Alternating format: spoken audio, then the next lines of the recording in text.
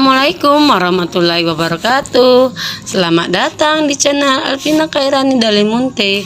Pada video kali ini saya akan memberikan sebuah pembelajaran bahasa Indonesia secara virtual kepada kalian semuanya, siswa-siswi yang berada di rumah aja.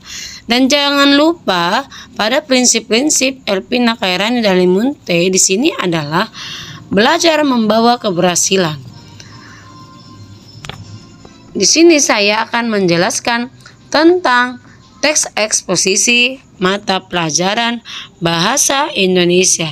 Sebelum saya menjelaskan tentang teks eksposisi, saya akan memberitahukan apa tujuan pembelajaran dari teks tersebut. Yang pertama, mampu menganalisis struktur teks eksposisi dengan tepat.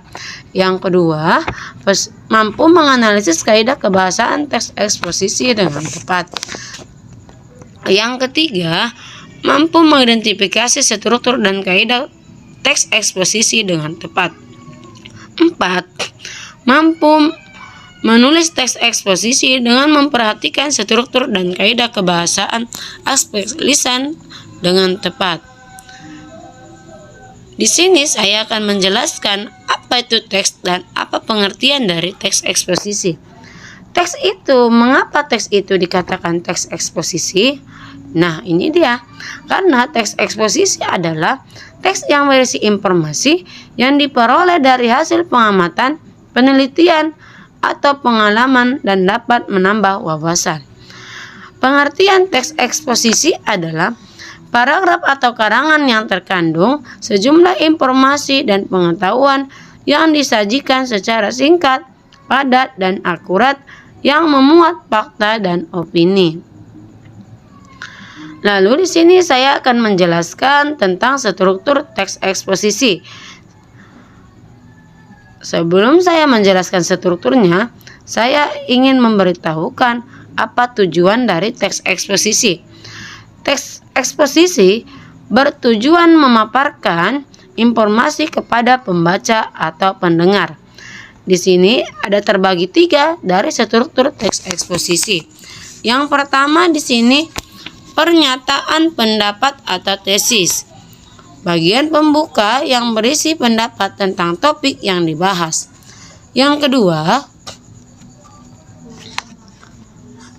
kedua yaitu argumentasi. Argumentasi adalah alasan yang digunakan penulis untuk mendukung pendapat yang disampaikan pada tesis. Ibaratkan argumentasi itu adalah sebuah pendapat dari pernyataan tesis. Yang ketiga di sini adalah penegasan ulang pendapat, yaitu bagian akhir teks yang berisi pernyataan ulang yang telah disampaikan atau pernyataan penegas, atau disebut juga dengan kesimpulan. Jadi di sini intinya adalah struktur teks eksposisi di pernyataan pendapat kita bisa dibilang bagian pembuka. Di bagian argumentasi bisa dibilang bagian isi atau bagian pendapat. Lalu di bagian penegasan ulang bisa disebutkan itu bagian kesimpulan. Nah, selanjutnya di sini ada saya tampilkan sebuah teks dari teks eksposisi yang berjudul dampak kabut asap bagi masyarakat. Coba diamati ya teman-teman, atau diamati oleh siswa-siswi yang berada di rumah. Di sini ada terdiri dari beberapa paragraf. Kita akan menentukan struktur dari teks eksposisi. Ya, nah sekarang kita akan mengetahui apa struktur dari teks eksposisi tersebut. Di paragraf pertama itu termasuk struktur pernyataan pendapat atau disebut dengan tesis. Di paragraf kedua itu termasuk argumentasi. Di paragraf ketiga juga itu termasuk argumentasi. di paragraf keempat juga termasuk argumentasi. Di paragraf kelima termasuk penegasan ulang. Nah, itulah dia struktur teks eksposisi yang terdapat dalam sebuah teks. Nah, sekarang kita lanjutkan. Apakah kaidah kebahasaan teks eksposisi? Yang pertama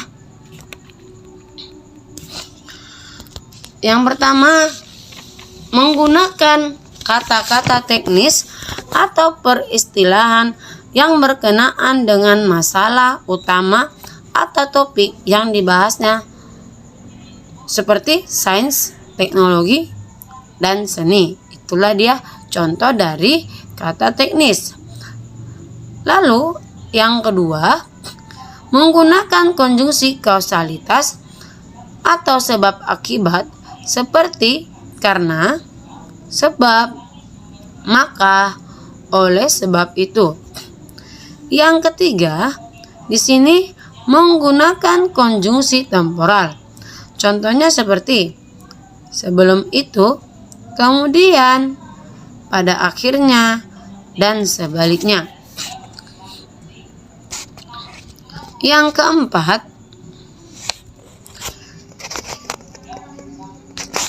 di sini menggunakan kata-kata kerja mental.